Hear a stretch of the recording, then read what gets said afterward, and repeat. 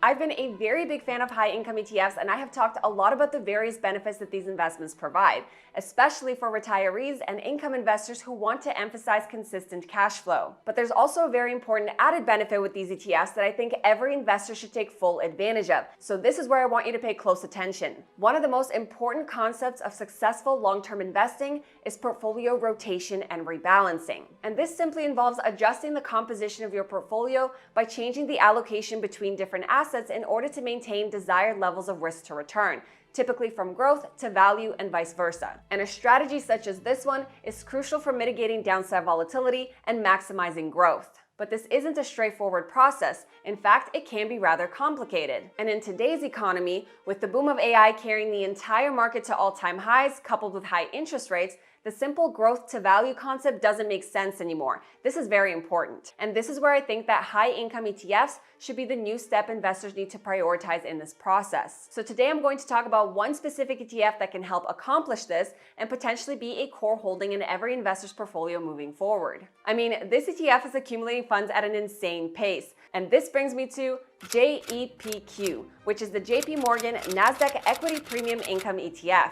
Yes, JEPQ can be the perfect way to rebalance portfolio risk in the current economic environment.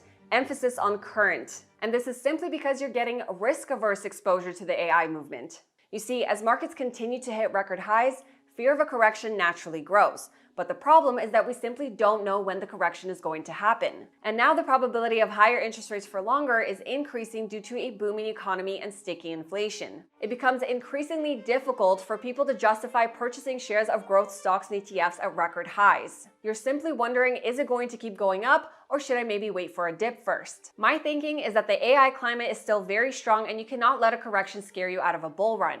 And there is a chance that the correction might be small. So the question is, how can you continue to get maximum exposure to the growth of AI without removing yourself from this rally and minimizing your risk exposure? So this is where JEPQ comes in. I have been watching JEPQ's daily performance and I have been very impressed, to say the least. In fact, surprised by its resilience at times. So let me explain. I've talked about this ETF before, but for those that are new, we are going to briefly run through the fundamentals so that you can get a better understanding before moving forward. To begin, JEPQ was established in May of 2022, but it currently has $34 billion of assets under management. The money just keeps flowing into this ETF at a staggering pace, which is a very good sign because it's showing growing interest from big investors. Now, the ETF has an expense ratio of 0.35% and a monster dividend yield of almost 10%. So how does this ETF work?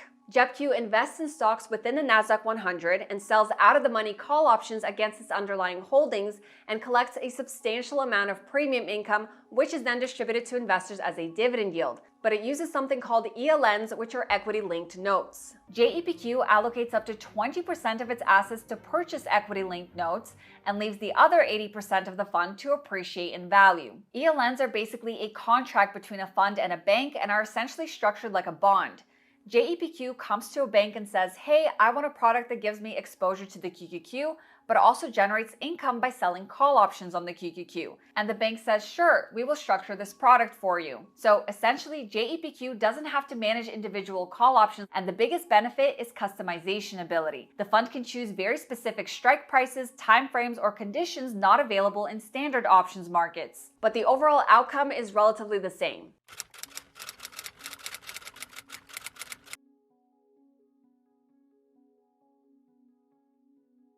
Index options don't require you to sell any shares in the event that the price of the underlying index exceeds the strike price of the call options, so no shares are called away. Instead, everything is settled with cash, and the cash settlement is the difference between the closing price of the index and the strike price of the call option. Now, as we all know, a covered call ETF limits upside potential.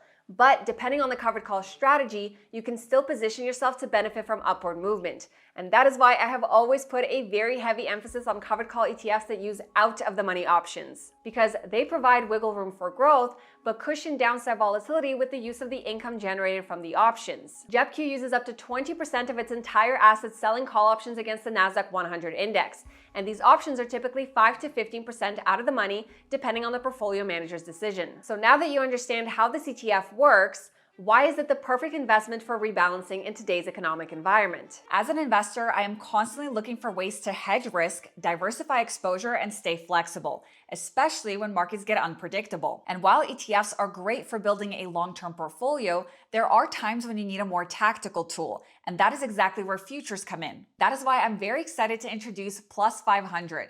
This platform lets you trade futures on everything from commodities and stock indices like the S&P 500 to interest rates, crypto futures, and Forex, all from a clean, simple web interface and mobile app. You can trade using standard, mini, or micro contracts, which gives you the flexibility to size your positions based on capital and strategy. And the pricing is very straightforward. 49 cents per micro contract, 89 cents per standard contract, with no platform, data, or inactivity fees, so more of your money stays in the trade. They also offer a free demo account with live pricing, plus access to their Futures Academy, which is a resource center to help you get comfortable with futures. And right now, Plus 500 is offering up to a $60 deposit bonus once your account is open and funded. So check out the link in the description or comment section down below to sign up and get started. And of course, a big thank you to Plus 500 for sponsoring today's video. Its holdings are very similar to the QQQ, with a few minor differences primarily in healthcare and consumer cyclical. So you're getting the same exposure as you would with the QQQ.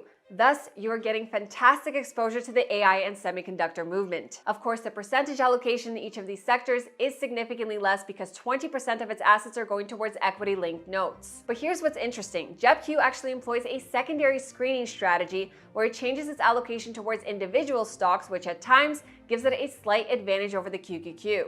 And you can see that when you look at the price returns of the ETFs side by side.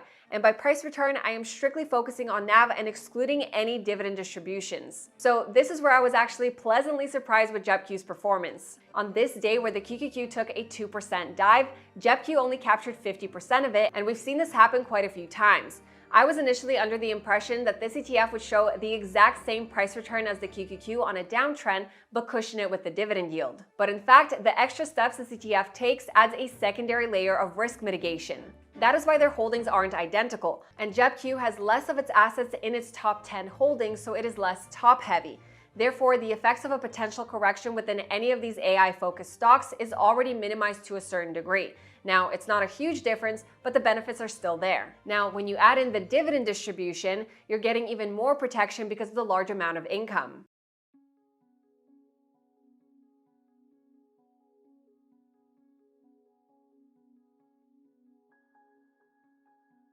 Looking at the two funds' total returns, you can see that JEPQ is essentially compressing the amplitude of QQQ's chart pattern. You can see that in the bear market of 2022, it cushioned the downside by almost 7%. So we can clearly see that with this ETF, your volatility exposure is dampened, but your growth potential is still very strong. So all of the strategies that JEPQ uses lowers annualized volatility by a significant amount, almost by 40% more than the QQQ. On top of that, you have a superior standard deviation score. And for those that don't know, standard deviation quantifies the historical volatility of an ETF's returns. So in other words, it provides insights into the potential range of returns for an ETF, assisting investors in setting performance expectations. Very important. And this is exactly what you want when you're trying to navigate a market that is hitting all-time highs and preparing for a possible correction without rotating into an inferior sector. So dollar cost averaging into JEPQ as opposed to the QQQ will still give investors strong exposure to this AI craze that could easily continue for some time.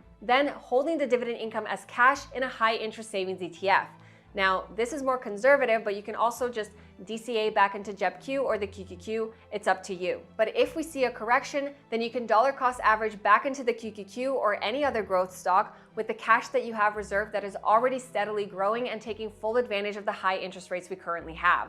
But at no point would you sell. Also remember that in the event the market does suffer a significant correction, your dividend income will increase because of the rise in volatility. Now, if JEPQ is too risky for you, then another perfect alternative would be QQQH, because this ETF dampens the volatility of the QQQ even more.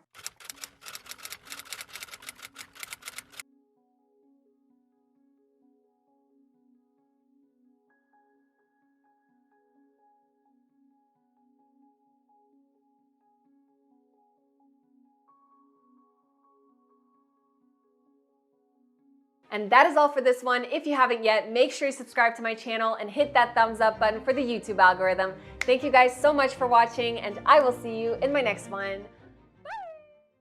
This video is for educational and entertainment purposes only and is not financial, investment, tax, or legal advice.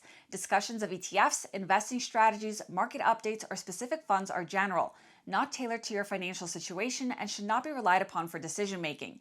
Investing involves significant risks, including total loss of principal, and past performance does not guarantee future results. I am not a registered financial advisor. My content reflects personal research and publicly available information. I may earn affiliate commissions from mentioned products or links disclosed per FTC guidelines, but these do not influence my opinions. Always consult a licensed financial professional and verify information independently. By watching this, you agree I am not liable for any losses or consequences from your actions.